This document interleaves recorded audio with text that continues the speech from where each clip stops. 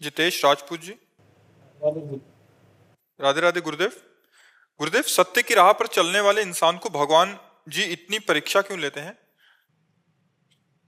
Army के आदमी को दौड़ना सीखना पड़ेगा। आर्मी के आदमी को वो ट्रेनिंग के जितने सूत्र हैं सब उतारने पड़ेंगे, तभी वो आर्मी फौज में हो जाएगा। समझ रहे ना? भारत का एक सैनिक बनने के लिए कितनी कसौटी चाहिए आप देखते हो ना। इतनी ऊंचाई, इतना ये, इतना निरोग, इतना ये। तो भगवान का पार्षद बनने के लिए कितनी कसौटी चाहिए? वही कसौटी होती है। सत्य के मार्ग पर चलने वाला कभी ये प्रश्न ही नहीं कर सकता कि इतनी कसौटी क्यों ली जाती है। नहीं नहीं, आर्मी में जो जाने की कोशिश करता है वो उत्साहित होकर सुबह रोज दौड़ लगाता है। वो रोज वो हर प्रयास करता है, जानकारी करता है कि आर्मी वाले को क्या क्या सीखना पड़ता है। तो ऐसे हम भगवत प्राप्ति करना चाहते तो हमको जितनी भी कसौटी है वो हंस करके पार करना है। भाई पीएचडी तक जाना है तो आपको हर क्लास पास करना है। ये बहुत बड़ी ऊंची स्थिति भगवत प्राप्ति। तो इसमें सत्य में चलने, अभी सत्य को समझा नहीं। जैसे हम सही रास्ते पे चलते हैं ना महाराज जी, तो हमें कोई ना कोई गलत रास्ता ही नजर आता है, कोई बाहरी वेग। हाँ, तो हमको अपनी कसौटी पे रहना, हमें सही चलना है, हमें थोड़ी गलत रास्ते में झुक जाना है। यही तो हमारी बात है। जैसे हम किसी के साथ सही करते हैं ना जी, तो लोग हमको मतलब गलत ही बताते हैं। तो लोग बताएं गलत, आपको तो पता चल रहा है आप सही चल रहे, फिर क्या है? अगर लोग आपको सही कह रहे हो, आप गलत कर रहे हो, तो हमारा भारतीय कानून आपको जेल में बंद कर देगा, हमारा भागवतिक कानून आपको नरक भेज देगा। और आप सही चल रहे हो, लोग आपको गलत कर रहे हैं, इससे क्या होना है? क्या फर्क पड़ना है? आपको तो आनंद मिलेगा ना, आप तो सच्चिदानंद को प्राप्त हो जाएंगे ना। तो आपको दूसरों के मुंह के अनुसार सुनकर हम थोड़ी चलते, हम तो शास्त्र और संतों के मुख के अनुसार सुन। सत्य मार्ग दूसरों से नहीं, बातुल भूत विवश मतवारे, ते नहीं बोले वचन विचारे, तिनकर कहा सुने नहीं काना। ऐसे माइक जो माया में फंसे हुए लोग हैं, इनकी सलाह मानी जाती है क्या? हमको इनकी बातें थोड़ी माननी है। हमको गंदे आचरण का त्याग करके और सत्य मार्ग में चलना, चाहे सब हमारी निंदा करे, चाहे सब हमारी वंदना करे, इससे हमें कोई फर्क नहीं पड़ता। हम अपने मार्ग में अटल हैं, ऐसे चला जाता है इस मार्ग में। हमारे पास एक ही उत्तर है, बिना भजन के कुछ नहीं होगा। बिना भगवान के भजन के कुछ नहीं होना। नाम जप करो, बुद्धि शुद्ध हो जाएगी, आत्मबल प्राप्त होगा, सही चल पाओगे। हम अनुभव की बात कहते हैं। समस्त संसार को सुख शांति और दुखों से निवृत्ति का एकमात्र उपाय है भगवान के नाम का जप। अगर नाम जप नहीं कर रहा, कोई भी हो, कहीं भी हो, असंतुष्ट होगा, चिंतित होगा, शोकित होगा, दुखी होगा, कुछ भी कर ले। ये हम अपने अनुभव, अपने संत गुरुजन, शास्त्र और गुरुवाणी महापुरुषों के वचनों के अनुसार कह रहे। बिना नाम जप के, बिना संतों के संग के इन दुखों से पार नहीं पाया जा सकता। नाम जप करते हो? हाँ, उसी को और बढ़ाओ। कोई नशा तो नहीं करते? मैं सोचता हूँ जब भी नाम जप करके चलता हूँ। हाँ, चलते फिरते भी कोई पैसा लगता है? चलते फिरते उठते बैठते नाम जप करो। और जो लोग तुम्हें गलत सिखाएं तो उस समय तुम्हें और पुष्ट हो जाना चाहिए। जहां फिसलन होती है वहां पैर मजबूती से रखा जाता है। ताकि मैं मतलब मेरे साथ रहते हैं ना, जो गलत आचरण करते ही नहीं, कुछ भी नहीं। हाँ, तो तुम कह रहे हो ना कि हमको लोग गलत खींचना चाहते। हम किसी के साथ सही करते हैं ना तो वो हमको गलत ही बताते हैं। तो आप सही करते रहो, वो गलत बताते रहे तो कोई फर्क नहीं पड़ता। आप गलत मत कीजिए, ना उसके प्रति गलत सोचिए। वैसे आप कितना सही करते हैं? क्या सही करते हैं? जैसे कि हम किसी के बारे में सही सोचते हैं तो हमें किसी के बारे में सोचने का मतलब क्यों है? जैसे हमने किसी के साथ सही किया, क्या किया? मतलब कि जैसे अच्छा, जैसे होता है ना, मतलब ज्ञान वगैरह, मतलब नहीं, आप वगैरह वगैरह क्या आप किया, क्या हमें बताओ ला। देखो, ऐसा इसलिए हम पूछ रहे हैं कि अभी आप थोड़ा भ्रमात्मक हो कि आपने कुछ कर सकते हो, किसी का हित कर सकते हो, किसी का मंगल। कुछ नहीं कर सकते। अगर किसी का मंगल होता है तो भगवान तुमसे करवा रहे हैं, ऐसा बात सोचो तो तुम दुखी नहीं होगे। और जब तुम अपने को करता मानोगे तो दुखी आ जाएगा। नहीं, तुम क्या कर सकते हो बच्चा? किसी का मंगल क्या कर सकते हो? तुम अपना मंगल नहीं कर सकते। अगर तुम कुछ कर सकते हो तो अपना विनाश ही कर सकते हो, अपना पतन ही कर सकते हो। अगर तुम्हें कोई उठा रहा है तो किसी संत की वाणी, भगवान की कृपा, ये बात सोचो ना, तो तुम्हें दुख नहीं होगा। तुमको सोचना है जो आदमी गलत सलाह दे रहा है, भगवान मेरी परीक्षा ले रहे हैं, मुझे पुष्ट होकर चलना है, मुझे गलत मार्ग में नहीं चलना। अगर किसी का हित हो गया तुम्हारे द्वारा तो सोचो भगवान की बड़ी कृपा जो मेरे द्वारा इसका हित करा दिया। अब वो पलट कर तुम्हें थैंक यू धन्यवाद बोले, या ऐसी आशा मत रखो। तुम्हारी बड़ाई करे, ऐसी आशा मत रखो। ये आशा तभी है जब तुम अहंकार से युक्त हो कि मैंने किसी का हित किया। ये सबसे बड़ा दोष है। भगवान हित करा रहे हैं।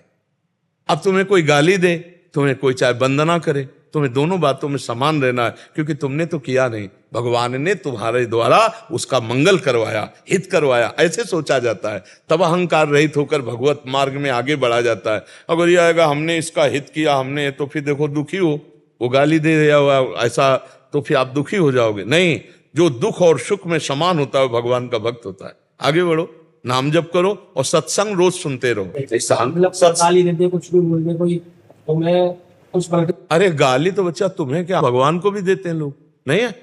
अरे पूरी सृष्टि में अगर देखो तो 1000 भगवान की पूजा करने वाले, तो 2-4 तो गाली देने वाले मिलेंगे भगवान को भी।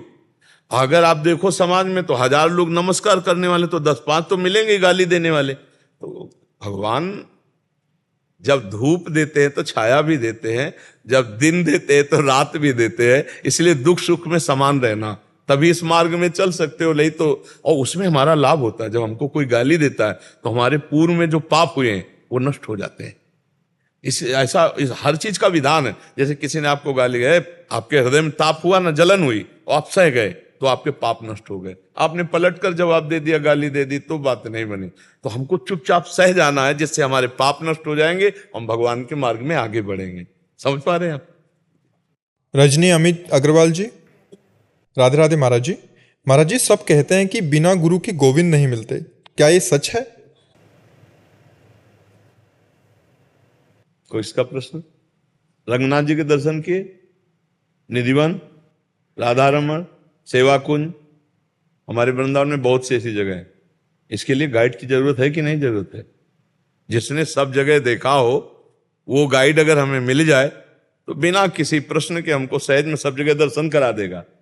तो इस संसार समुद्र से मुझे पार करने वाला, इस भव समुद्र में मैं फंस न जाऊं, उसका ज्ञाता एकमात्र भगवान ही है।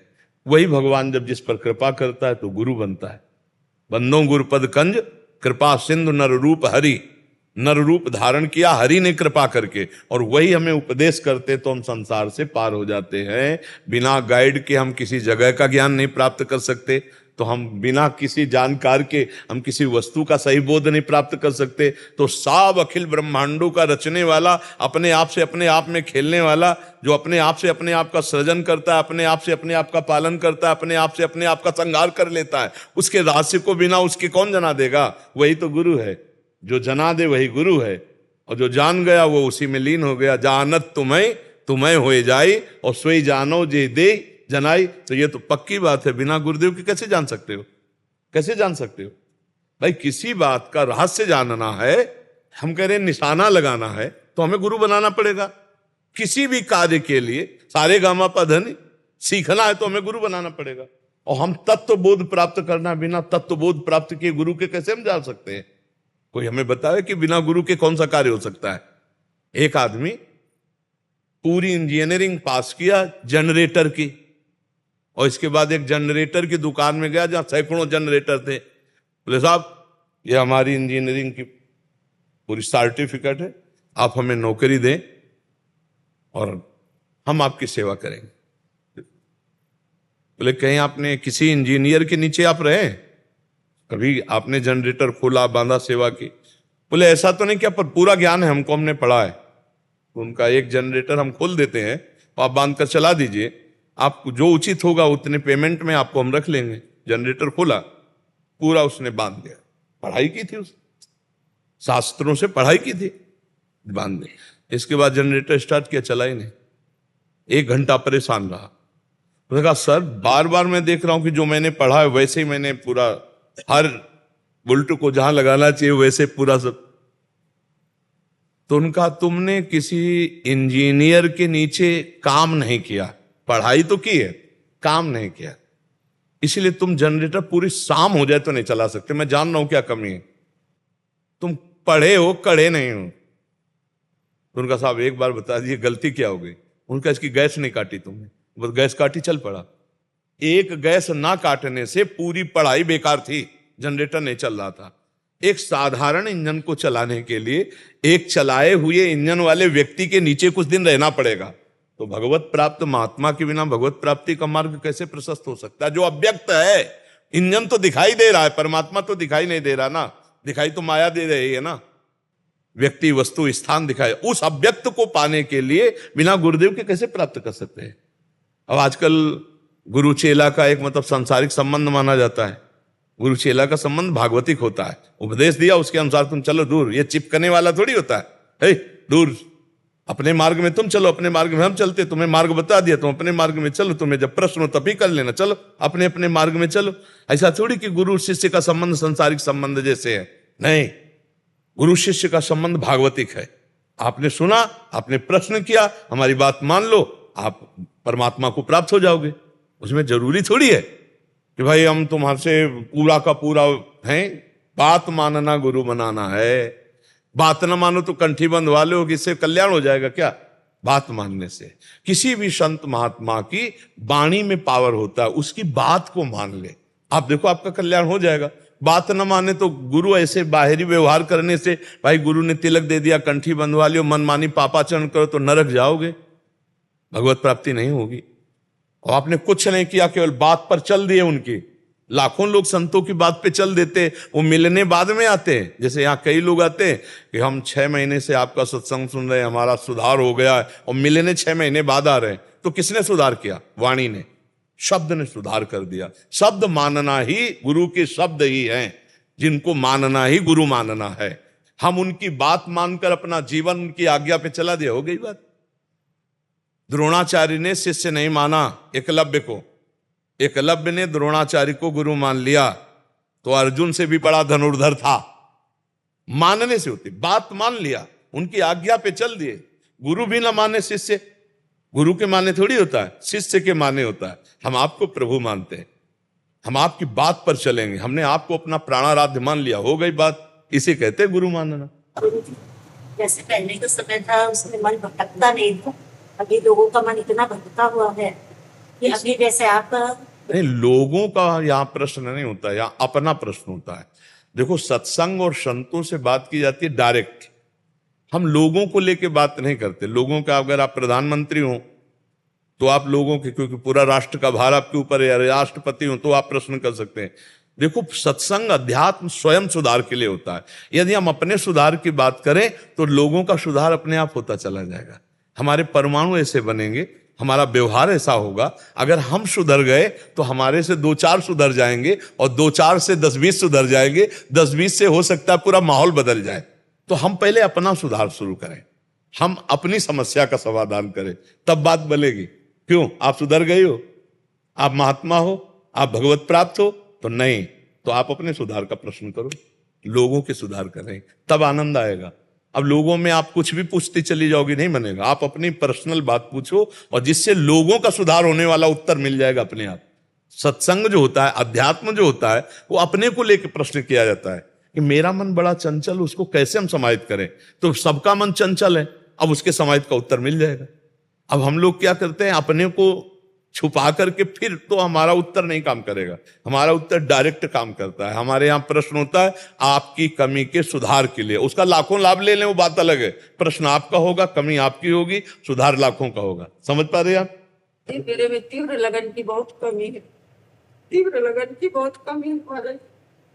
तीव्र लगन, जब हमारा महत्व प्रभु में लग जाए ना, देखो, जिस बात का महत्व जागृत हो जाता है उसकी लगन लग जाती है, और उसकी अगन लग जाती, फिर चैन नहीं पड़ती। अभी हम भगवान का महत्व नहीं समझ पा रहे, अभी हम प्रभु के नाम जप का महत्व, प्रभु के रूप का महत्व, इस मानव जीवन का जो लक्ष्य है उसका महत्व नहीं जागृत हुआ। अभी भोगों का महत्व है।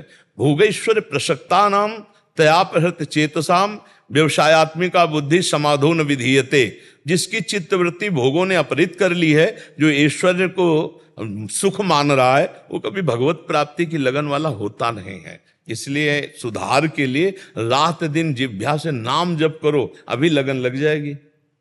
जब 2 लकड़ियां आपस में जोर से घर्षण की जाती तो आग नहीं शुरू उसमें आ जाती, अरण्य मंथन इसी को कहते हैं। दो लकड़ियों के घर्षण से जब आग पैदा हो सकती है तो भगवान का नाम चिदानंद में है। वो राम कहो, कृष्ण कहो, हरि कहो, शिव कहो, जब हम बार बार अपनी जिह्वा से रगड़ते राधा राधा राधा राधा राधा तो दिव्य शक्ति हम में प्रकट हो जाती है। हमारी नष्ट हो जाती हैं असत भावनाएं और सद्भावना का प्रकाश हो जाता है। आज तक कोई कितना भी बड़ा महात्मा हो, उसके मूल में भगवत भजन है। अगर भगवान का चिंतन नहीं, भजन नहीं, ब्रह्म चिंतन नहीं, आत्म चिंतन नहीं, कुछ नहीं है। बाहरी नाम जप करो, चिल्ला चिल्ला के सबसे कहते हैं। हमारे हर प्रश्न का उत्तर नाम जप है, क्योंकि बिना नाम जप के कुछ नहीं। नाम जप करो, जो नाम प्रिय हो भगवान का वो नाम जप करो। नहीं तो हम तो चिल्ला चिल्ला के कह रहे हैं कि हम तो राधा किशोरी के दास हैं। राधा राधा राधा राधा राधा, आठों पैर जपो, राधा राधा जपो, कृष्ण कृष्ण जपो, राम राम जपो, शिव शिव जपो, जो प्रिय हो बिना भजन के।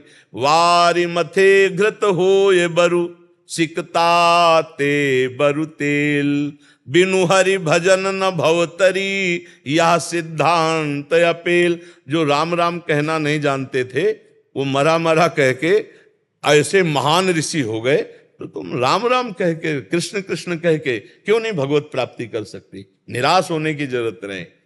थोड़ा लड़ाई लड़े, अपनी जिह्वा को थकाएं, नाम जप करवाएं, भगवान की कथा सुने, भगवान की महिमा सुने। अभी भगवान में लगन लग जाएगी।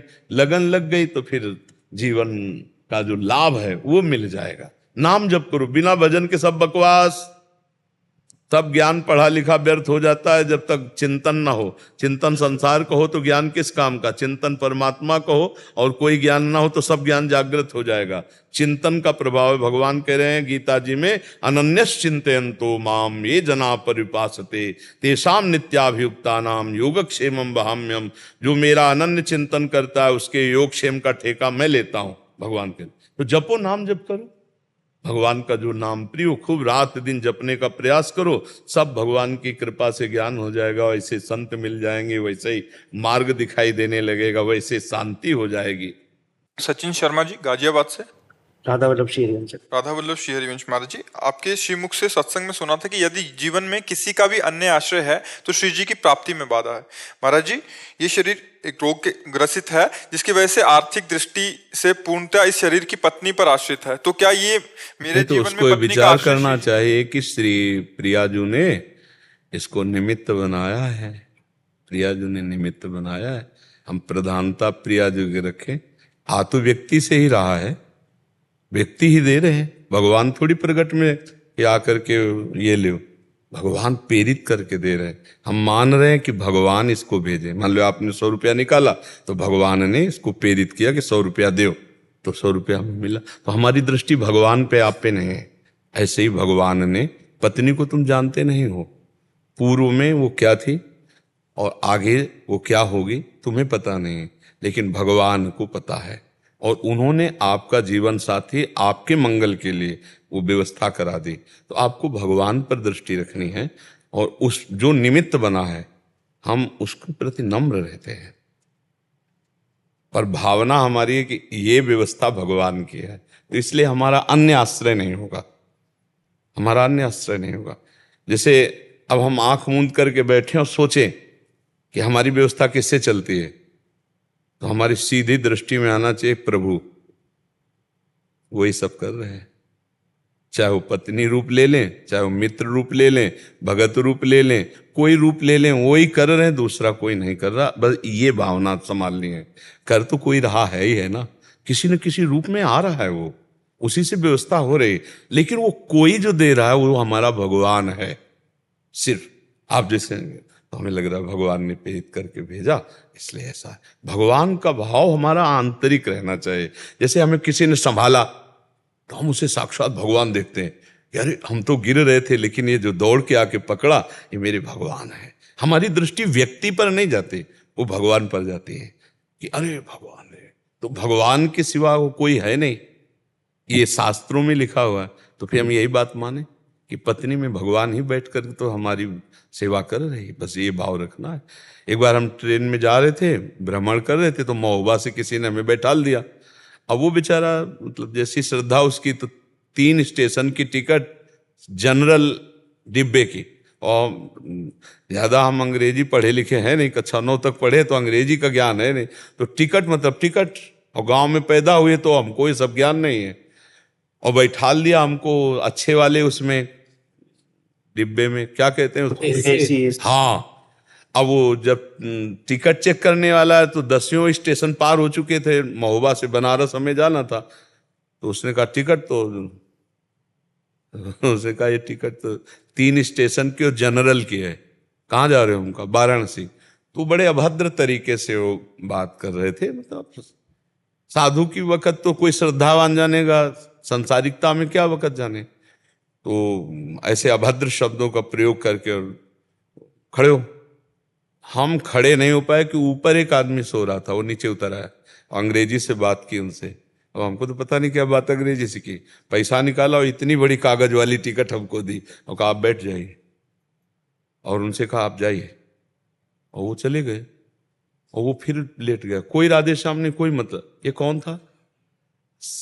ऐसे लोक दृष्टि से देखा जाए तो दयालु व्यक्ति कोई था, लेकिन हम जब अपनी दृष्टि से देखा तो मेरा भगवान था, क्योंकि मुझे कुछ पता नहीं, मैं उनके सहारे हूं। तो ये टिकट ले बैठा दिया और सारी बात उनसे करके उनको वापस कर दी।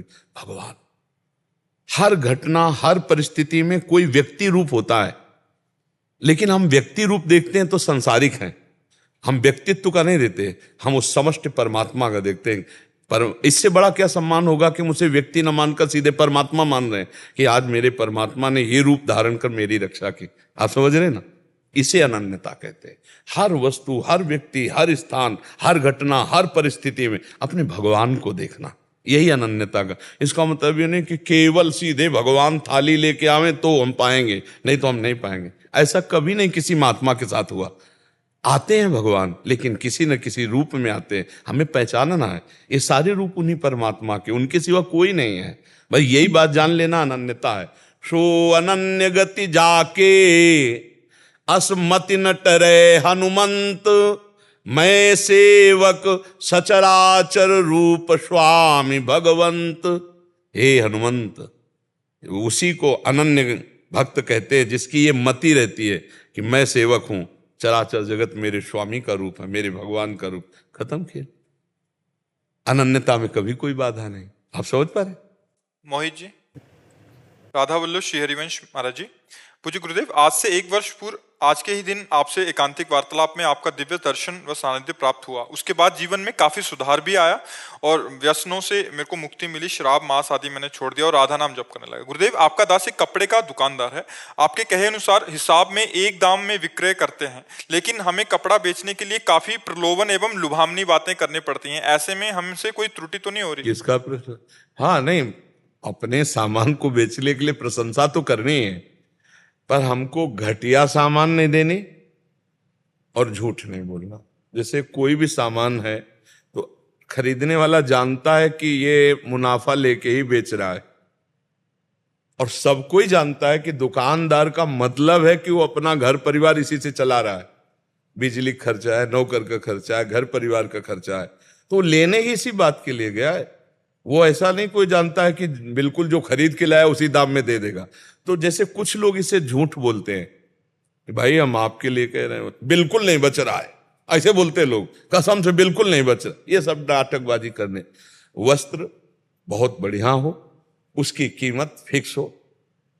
जैसे कोई कहे 130 का उधर मिल रहा था, आप 160 का दे रहे हो, हम यही 160 का देंगे। 130 का मिल रहा है, आदर से आप ले लीजिए जाके, 5 पैसे कम नहीं। बिल्कुल अपने पे टिके रहो, झूठ बोलना नहीं है कि भाई हम इतने का लाए हैं, इतने का, कुछ नहीं। सीधी बात है, अच्छा कपड़ा रखो, अच्छी क्वालिटी का रखो, जैसी जैसी क्वालिटी है उसके अनुसार उसका दाम अपना मुनाफा लगाकर फिक्स कर लो कि इसका अधिक से अधिक मुनाफा 20 रुपया, तो हम 20 रुपया का मुनाफा ले रहे। बताने की जरूरत नहीं, उसको बोल दिया। इसमें कोई हानि नहीं।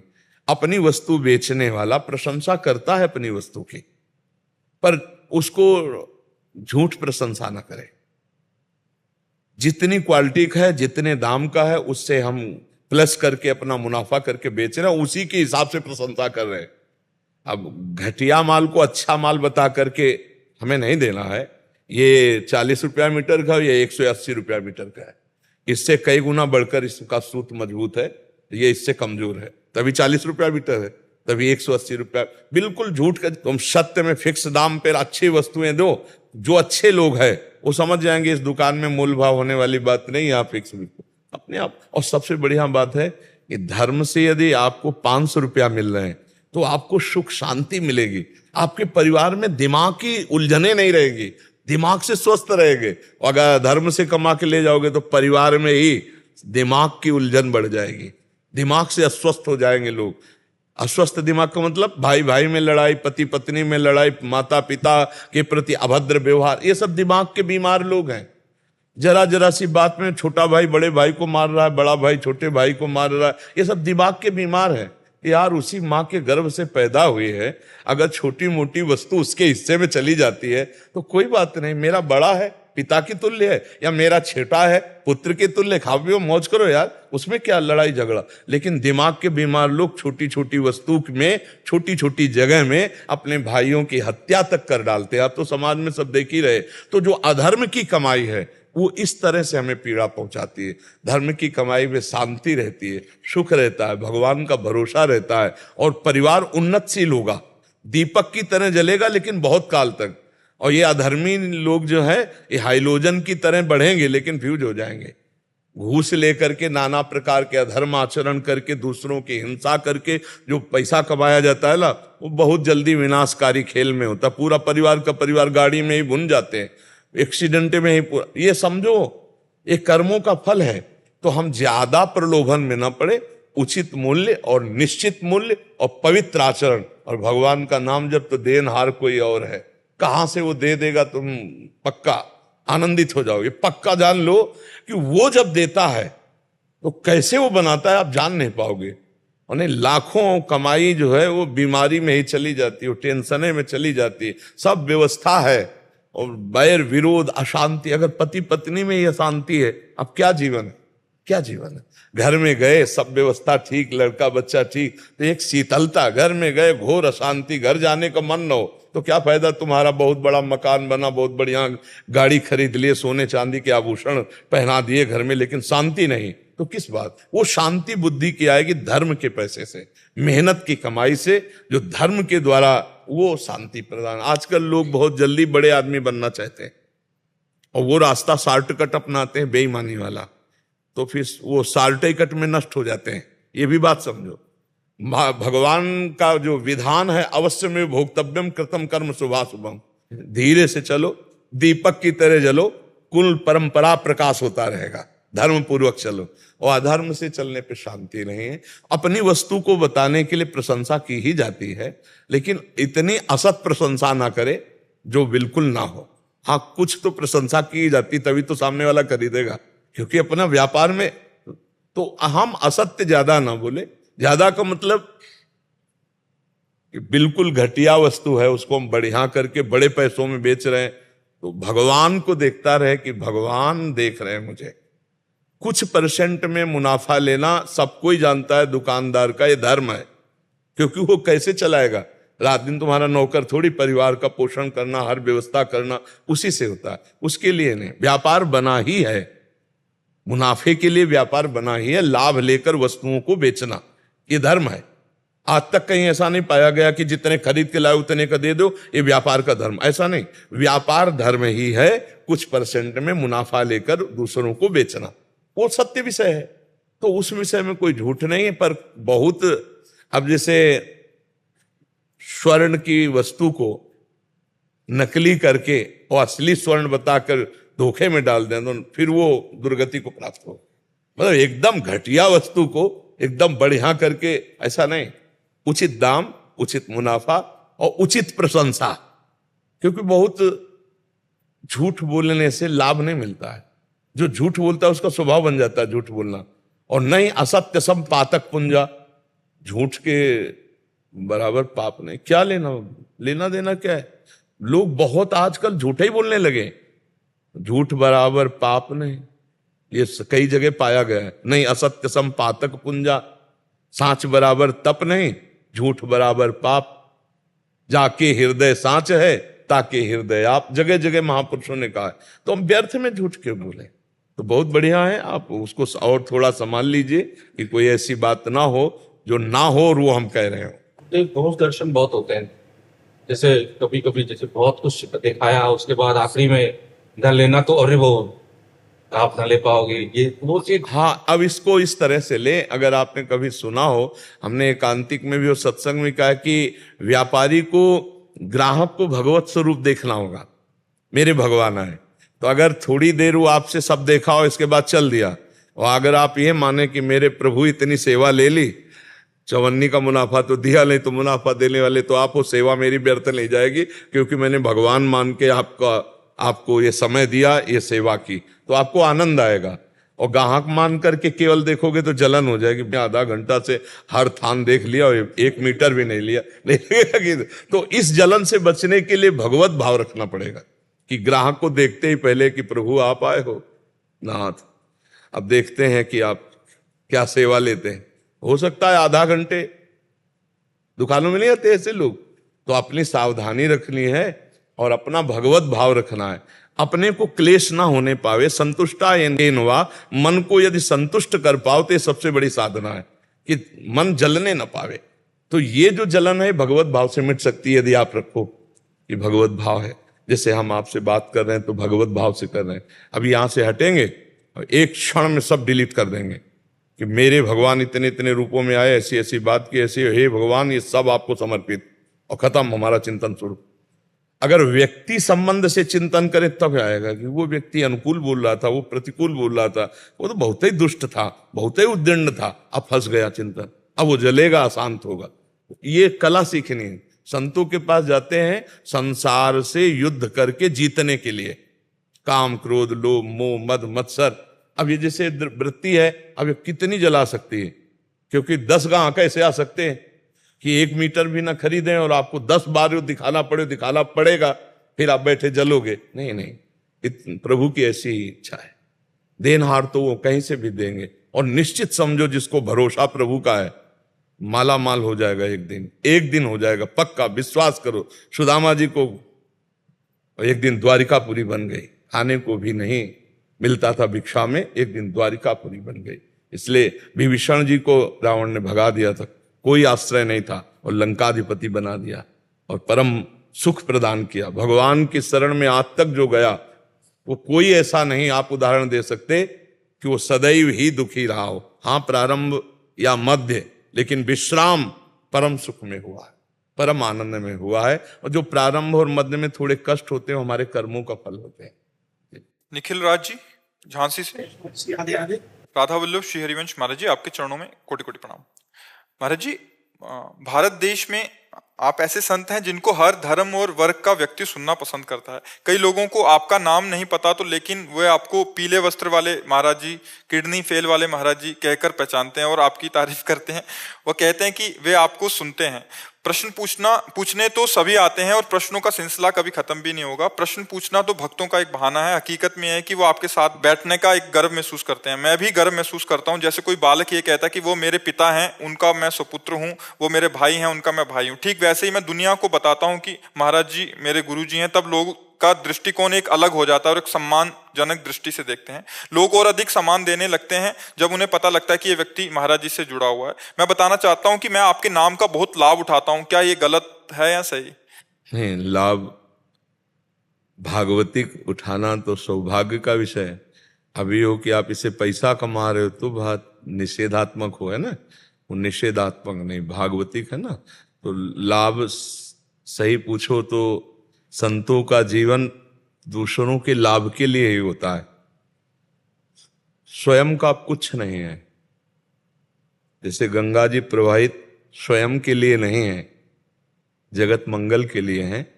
ऐसे मुद मंगलमय संत समाजू, जो जग जंगम तीर्थ राजू। चलते फिरते तीर्थराज प्रयाग की उपमा गोस्वामी तुलसीदास जी ने संतों से दी है। वैसे तो संत नहीं है, उनके चरणों के दास हैं, पर मार्ग तो वही है संतों का। तो हमारा जीवन सर्व लाभ के लिए, सबके लिए है। वो लाभ दूषित भाव से न लिया जाए। अगर आप पर कोई कि आप प्रेमानंद जी के पास बैठते हैं, मिलते हैं, तो आपको आदर की दृष्टि से देखता है, तो आपका व्यवहार और सावधान हो जाना चाहिए कि मेरी छोटी सी गलती उनको गाली दिलवा देगी। समझ रहे ना? तो आप और अच्छे बनते चले जा रहे हैं, आप और फिल्टर होते चले जा रहे हैं, अपना सुधार करते। ये है संत का लाभ कि मेरा नाम उनके नाम से जुड़ गया है, मेरा जीवन उनके जीवन से जुड़ गया है। अब मुझे और सावधान रहना, मेरे से अगर कोई गलती हुई तो कहेंगे यही प्रेमानंद का संग करते हो, यही तुम्हें लाभ मिला है, गाली मिलना शुरू हो जाएगी ना। तो ये जो लाभ है ये आपके उत्थान के लिए है, ये आपके मंगल के लिए है।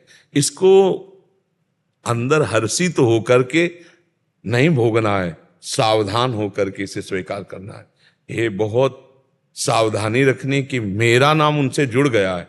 कहीं कोई ऐसी त्रुटि, कहीं कोई ऐसी हमारी चेष्टा जो हमारे गुरु को या हमारे संत को गाली पहुंचा दे, ये तुम्हारा इतना भी ज्ञान तुम्हें नहीं हुआ, तुम उनके हो, समझ रहे ना? आपके अब आपको प्रेमानंद जी के हो, इसके बाद कोई गंदे आचरण करते मिले तो आपको खुद मन शर्म में रहे कि मैं नहीं ऐसा कर। ये आपका उत्थान, संबंध क्या कर रहा है?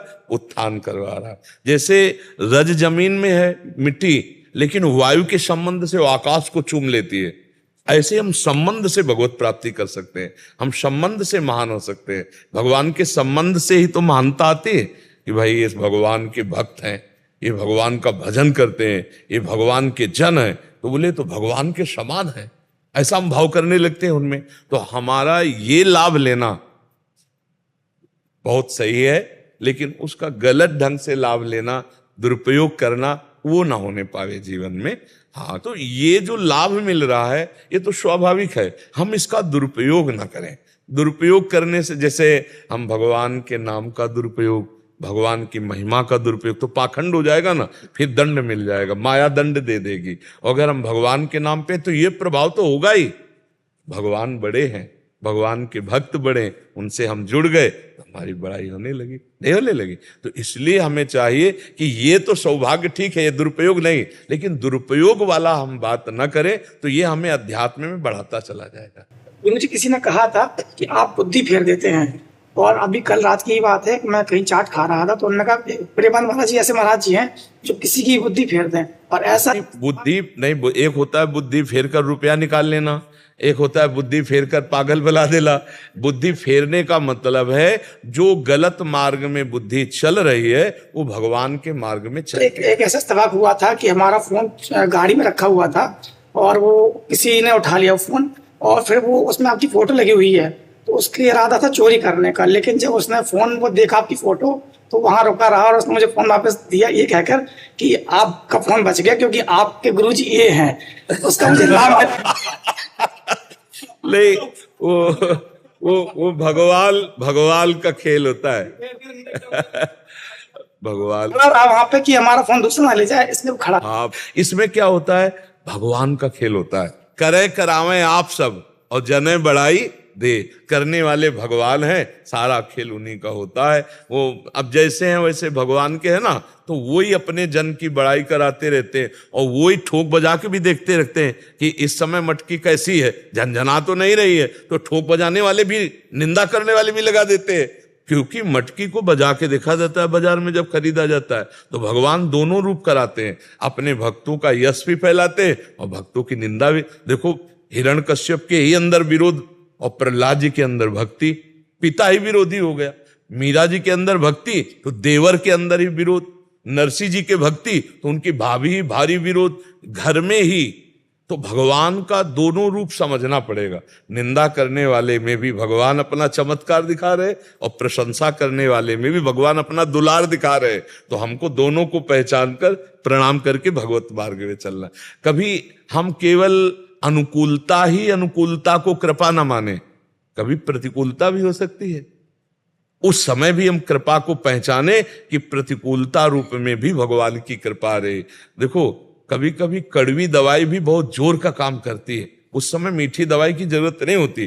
तो ये तैयार रहो कि कभी कभी कड़वी दवा भी मिल सकती है। जैसे तुम्हारी 4 लोग प्रशंसा कर रहे थे इस बात से, ऐसे ही एक रूप में भगवान तुम्हारी परीक्षा के लिए अब तुम्हें हृदय को बहुत शांत रखते हुए, ये भगवान का ही प्रेरित आया है, मुझे गुस्सा नहीं करना, मुझे अपनी निष्ठा नहीं तोड़नी, मुझे अपने भाव से चल। परमार्थ में 2 बातें समझनी है। कि निंदा और स्तुति दोनों में मुझे सम रहना है, मान और अपमान दोनों में सम रहना है, अनुकूल और प्रतिकूल दोनों में सम रहना है, तो हम आगे बढ़ पाएंगे, नहीं टूट जाएंगे। अच्छा अच्छा ही मिलता रहे ऐसा नहीं आया। सुबह राज तिलक होने वाला है चक्रवर्ती सम्राट पद पे भगवान श्री राम जी का, और शाम के ही 14 वर्ष का वनवास, तापस वेश, विशेष उदासी, 14 वर्ष राम बन। भगवान की मुस्कुराहट में फर्क नहीं पड़ा। तो हम उन्हीं के दास हैं, हम उन्हीं के सेवक हैं, हमको वैसे ही स्वभाव उन्हीं के बल से धारण करना है कि जय जय तो मुस्कुराहट, और निंदा हो रही तो भी मुस्कुराहट। हमको ये देखना है कि हम में कमी तो नहीं, अगर हम में झूठ है, हम में छल है, तो भगवान वहां से बोल रहे मुझे सुधार करना चाहिए, और अगर नहीं है तो मेरी परीक्षा हो रही, मुझे शांत होकर उसका उत्तर देना चाहिए। शांति ही उत्तर है, शांत ही हो जाओ, बस इसी का उत्तर। अगर कोई कभी आपके इष्ट की, आपके गुरु की, आपके प्रिय की निंदा कर रहा हो, तो उस समय शांत होकर उसका उत्तर यही, वहां से चल दो। न लड़ना है, न जवाब देना, न प्रमाणित करना है, क्योंकि प्रमाणित करने में लगोगे तो बकवास होगा, प्रमाण कर नहीं पाओगे। संसार है, मौन शांत चुप निकल गए, तब आप सच्चे भक्त बन पाओगे। केवल ये प्रशंसा ही नहीं है, निंदा भी है। भगवान की 100 भक्ति करने वाले हैं तो एक है जो गाली भी देने वाला है, इस सृष्टि में है, इसी सृष्टि में है। ऐसे ही 100 प्रशंसा वाले हैं तो 4 निंदा वाले भी हैं। तो अभी मान लो निंदा वाले ना मिले हो आपको, और कहीं मिल जाए, फिर आप, आपकी श्रद्धा, आपकी निष्ठा, आपकी मुस्कुराहट तीनों बराबर बरकरार रख लिए, तभी आप सच्चा सत्संग किए हो, नहीं तो फिर टूट जाओगे, नहीं टूट जाओगे। राधा राधा राधा राधा राधा राधा राधा राधा राधा